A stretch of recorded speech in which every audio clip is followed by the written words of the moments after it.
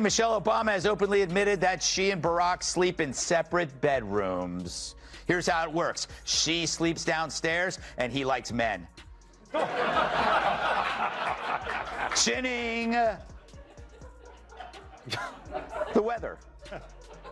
Let's do a monologue. Rumors continue to escalate for the Obamas.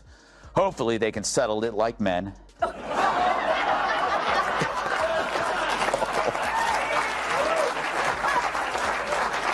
And my goodness, you want to talk about the most overrated political hype of a generation? It would go to Michelle Obama. Anyway, that's just a side note that's been on my mind for a while. I'm happy to make fun of her look. It's very strange. It was Benny Johnson who dubbed that one hairstyle the Stegosaurus. I'm not getting into that. She like 3 bumps on the back, Stegosaurus. It's very strange.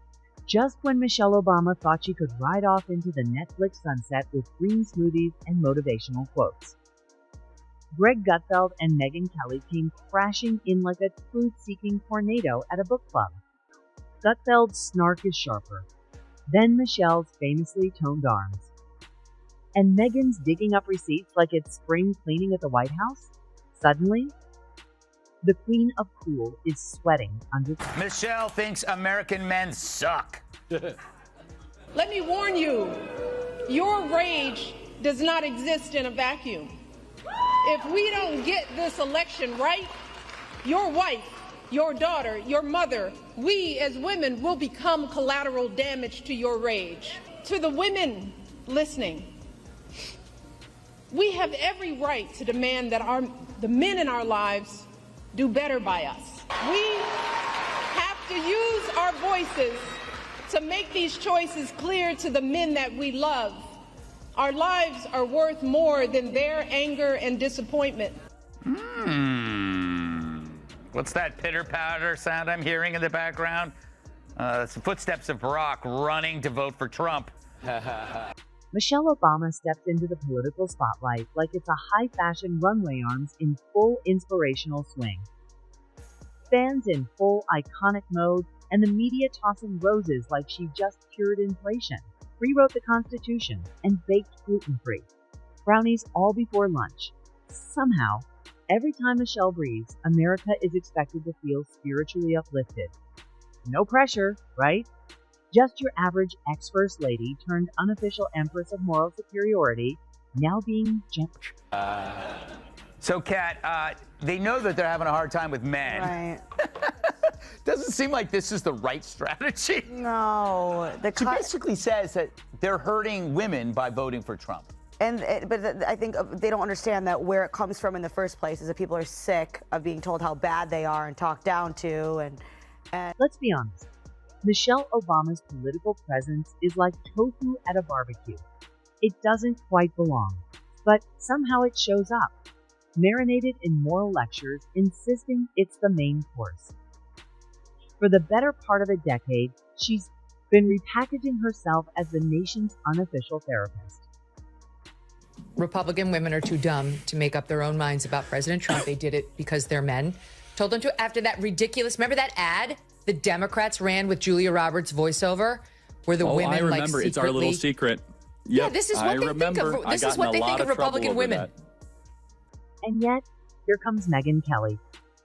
Visibly exhausted by Michelle Obama's latest non-political political turby. Political turby because nothing says not running for office like constant media appearances. There's the Netflix deal, a best-selling memoir, titled The Light We Carry, which sounds like a rejected Coldplay album. And an entourage big enough to invade a small country. Meanwhile, Michelle insists she's just a humble American, lounging in her Michelle Obama, listen to this. And at this phase of my life, I'm in therapy right now because I'm transitioning. You know, I'm 60 years old. I've finished a really hard thing in my life with my family intact. I'm an empty nester. My girls are in, you know, they've been launched. And now for the first time, as I've said before, every choice that I'm making is completely mine. I now don't have the excuse of, well, my kids need this or my husband needs that or the country needs that.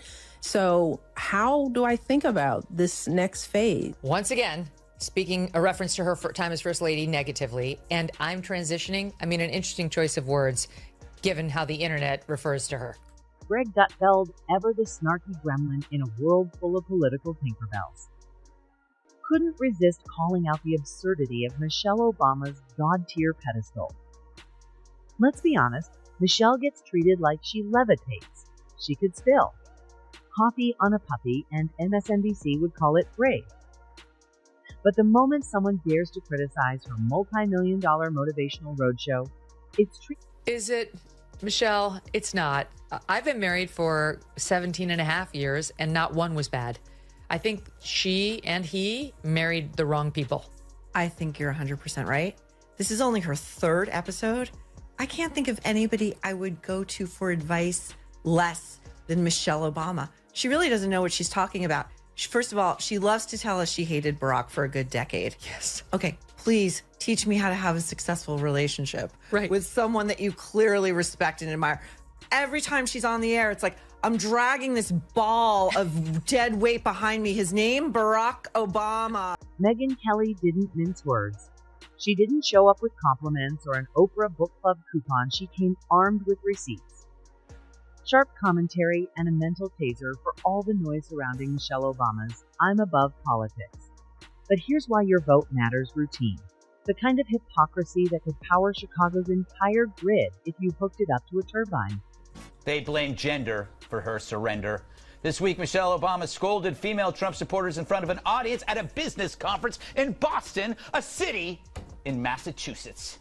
She said the former First Lady, quote, "Any woman who voted against Hillary Clinton voted against their own voice. What does it mean for us as women that we look at those two candidates and many of us said, that guy, he's better for me. His voice is more true to me."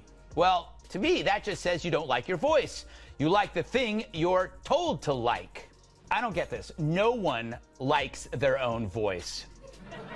Have you ever listened to your own voicemail? It is horrifying.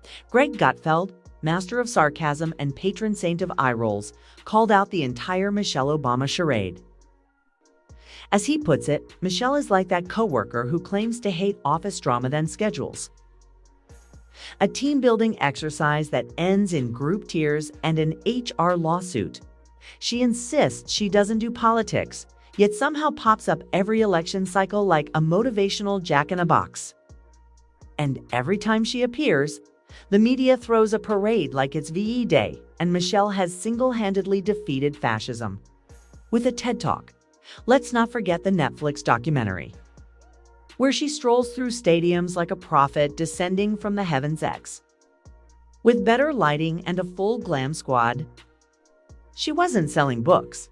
She was performing a sermon about being misunderstood, while standing under a spotlight brighter than the GDP of Ecuador. Then there's her carefully curated disdain for politics.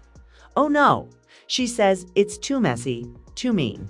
This from a woman whose husband presided over the drone strike era and deported more people than a malfunctioning carnival ride. But Michelle, she's just here for hope, light, and conversations, preferably sponsored by Amazon Prime and moderated by Ellen. Even her wardrobe gets swept into the myth-making. Michelle wears yellow, and Vogue pens a bringing me down. I'm trying to elevate myself with like these things on my head. It looks like Mickey Mouse. It's so like weird. The two ears up there, these two big balls on the left and the right of her head. Like, what kind of midlife crisis is she in the throes of right now? No, she's constantly. Did you see the other one where she had the three balls on the back of her head, and I think it was Benny Johnson was calling it her Stegosaurus cut. That's what it looks like the back of a Stegosaurus. Megyn Kelly wasn't fooled by the glamour filter either. She called out the uncomfortable truth. Michelle Obama loves the perks of political capital, but not the criticism. She wants to wield influence without facing accountability. She's mastered the political version of having her cake, eating it, and blaming you for noticing the crumbs. And who could forget Michelle's latest attempt to rebrand herself as a weary, hardened saint? She told millions how painful it was to be labeled angry, all while delivering soft-spoken monologues that quietly shaded half the country. Like a lullaby laced with passive aggression, it's a masterclass in performative righteousness. This is the same Michelle who once dismissed flyover states. only to later launch a voter outreach campaign aimed directly at them with the enthusiasm of someone explaining TikTok to their parents. Suddenly, she's for the people again, but only during election years. Between cycles, she's likely on a yacht, whispering to a potted plant about the fragility of democracy. Greg Gutfeld joked that Michelle Obama might be the only person